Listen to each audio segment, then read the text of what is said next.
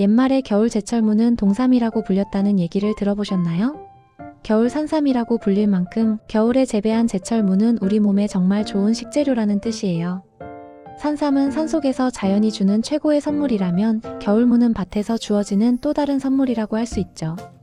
겨울이 오면 시장 어디나 하얀 무가 산처럼 쌓여 있는데 그것을 보면서 우리 조상들은 이 무가 얼마나 귀한 식재료인지를 알고 있었던 거예요. 그런데 왜 겨울무는 동삼이라고 불리며 그렇게 소중하게 여겨졌을까요? 그 이유는 무가 주는 소화의 힘에 있어요. 맵고 자극적인 음식, 기름진 음식, 무거운 고기들로 가득한 겨울 밥상에서 우리의 위는 자꾸만 거북해지곤 합니다. 바로 그 답답한 속을 시원하게 풀어주는 것이 겨울 제철무의 역할이에요. 오늘은 그 따뜻한 한 끼 속에 숨어있는 무의 이야기를 전해드리겠습니다. 무가 우리 몸의 소화를 돕는 이유를 이해하려면 무 안에 담겨있는 효소에 대해 알아야 해요. 무에는 디아스타아제라는 효소가 풍부하게 들어있습니다. 쉽게 말하면 이 효소는 탄수화물을 부드럽게 분해하는 작은 일꾼들이라고 생각하면 돼요. 밥이나 면 같은 탄수화물 음식을 먹었을 때 이 효소들이 톡톡히 제 역할을 해주면서 우리의 위와 장이 음식을 쉽게 소화할 수 있도록 도와주는 거죠. 실제로 소화가 잘 되지 않아 자주 속이 더부룩하던 분들이 주변 권유로 생물을 강판에 갈아 마셨더니 배속이 한결 가벼워졌다는 이야기들이 많아요. 특히 밤늦게 회식을 하고 난 다음 날 아침 속이 답답했던 분들이 따뜻한 물에 무즙 한 숟가락을 섞어 마셨더니 몸이 한결 편해졌다고 경험하셨을 거예요.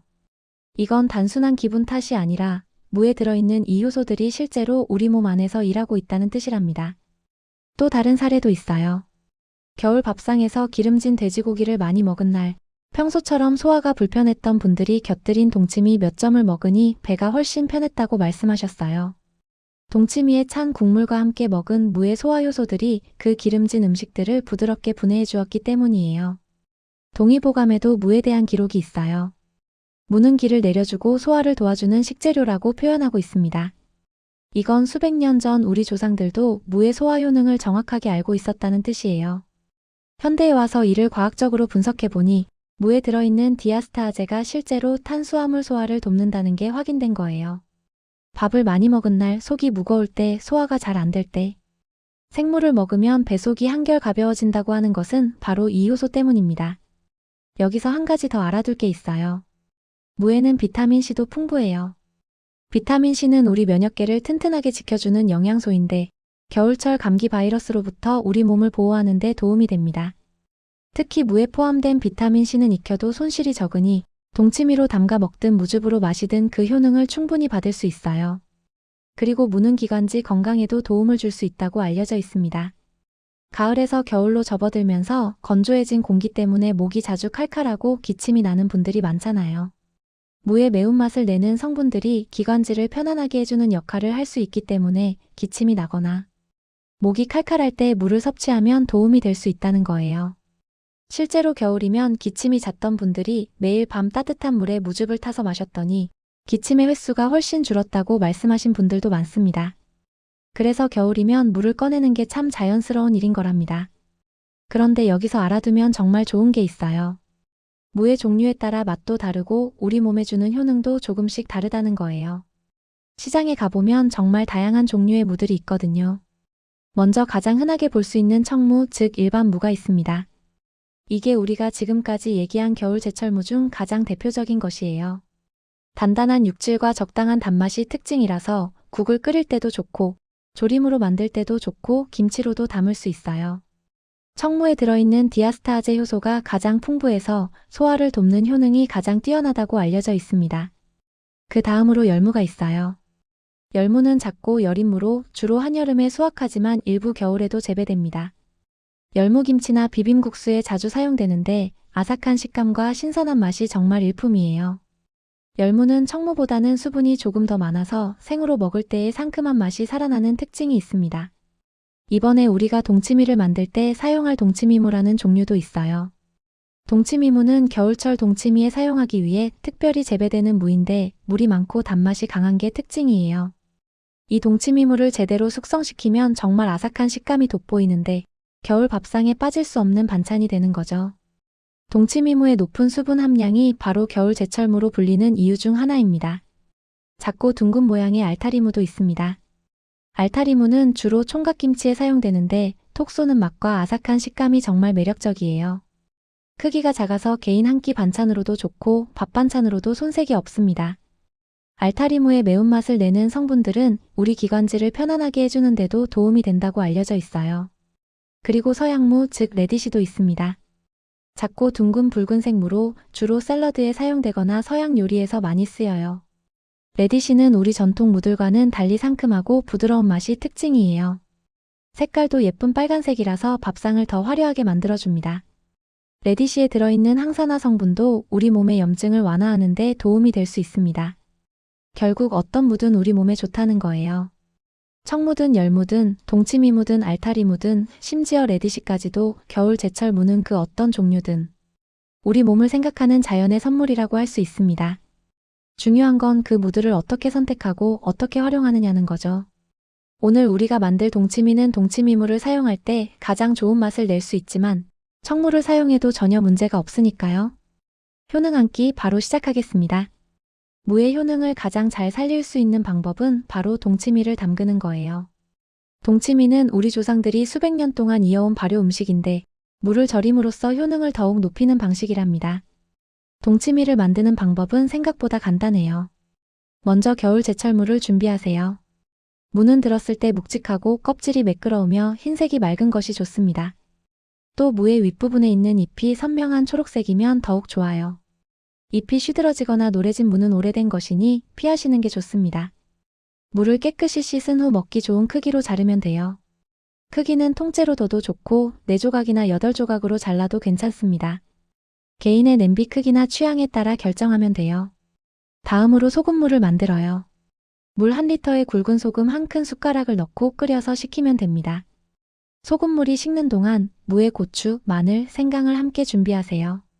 고추는 매운맛을 내고 마늘은 풍미를, 생강은 따뜻한 기운을 더해줍니다. 또 파나 대파의 흰 부분도 함께 넣으면 더 맛있어요. 준비된 무, 고추, 마늘, 생강, 파를 깨끗한 유리병이나 플라스틱 용기에 층층이 넣어주세요.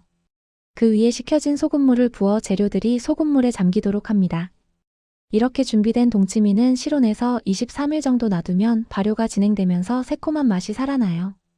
3일 이후로는 냉장고에 옮겨서 보관하면 됩니다. 동치미가 숙성되는 동안 독특한 향이 집 안 가득 퍼져요. 그 신맛과 고소함 그리고 톡 쏘는 맛이 어우러진 그 향기는 겨울 밥상에 정취를 더해줍니다.